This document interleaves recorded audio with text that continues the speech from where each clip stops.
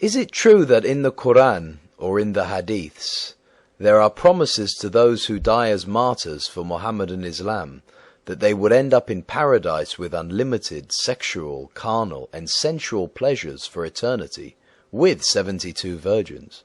The Quran is replete with verses promising the believers infinitely greater rewards in the afterlife than in life. Surah Al-Baqarah 2.25.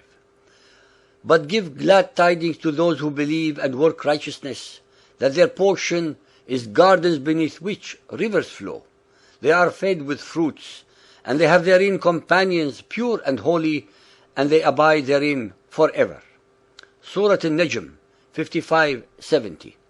In them will be fair companions, good and beautiful, companions restrained as to their glances in goodly pavilions, whom no man or jinn before them has touched. The listener should be made aware that in the Quran and in Sharia law, the jinn, who are demons, are a race of fire, but are otherwise identical to human beings. They have intellect and can have intercourse with humans. They can be either believing Muslims or unbelievers. They too are predestined by Allah to end up in His hell or paradise. In the Bible, I would like to point out to the listeners, neither jinn, demons, nor Satan were mentioned as part of God's creation. They are in reality purely the product of human imagination. Muhammad's Quran promises his followers that by dying while slaughtering unbelievers to spread Muhammadan Islam all over the world, their rewards in death represent everything that they have lacked in life and more. Gardens, flowing water, greenery and shade, unlimited food, both in type and in quantity, unlimited sexual pleasures, both for those who prefer boys or those who prefer females, wine and luxuries. It should therefore not be a great wonder then that Muhammad's generally very gullible and ignorant followers would prefer to die than to live. Who would not, if they believed all the above rewards? Al-Tirmidhi Hadith 3834, narrated by Al-Miqdam ibn Ma'di Karib. Allah's Messenger said, the martyr is married to 72 wives of the maidens with large, dark eyes, and is made intercessor for 70 of his relatives. Al-Tirmidhi Hadith 5648, narrated by Abu Sa'id. Allah's Messenger said, the lowliest of the inhabitants of paradise will be he who has 80,000 servants and 72 virgins. Muhammadan scholars indoctrinate their acolytes to commit slaughter and murder of all unbelievers in the name of Allah, with promises of 72 virgins based upon the above hadith.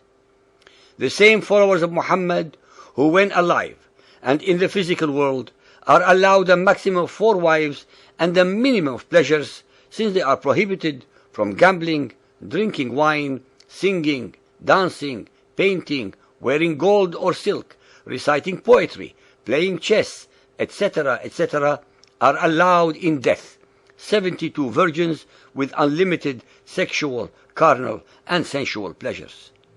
Muhammad's version of paradise becomes a whorehouse for those who commit atrocities against all humans who do not believe in Allah and in His Messenger Muhammad. All those murdered human beings are unbelievers in the first place because Allah preordained that they should be so. Hence, the merciful and compassionate Allah of Muhammad, who programmed them to be unbelievers in the first place, nonetheless consigns them to a predestined hellfire through no fault of their own, so that they would be slaughtered by the followers of Muhammad, who are then rewarded to paradise when killed during their missions of extermination. It should be pointed out that not once in the Quran nor in the Ahadith is there any mention that it was the angel Gabriel who informed Muhammad of such a reward of 72 virgins. It was Muhammad alone who promised his gullible and believing followers of them. Sahih al-Bukhari Hadith 4.544, narrated by Abu Huraira. They will not urinate, relieve nature, spit, or have any nasal secretions. The cult of Muhammad has no concept of the spiritual world. those of his followers who die while attempting to slaughter unbelievers end up in a physical whorehouse type of paradise, with unlimited sex, food, and other carnal and sensual pleasures.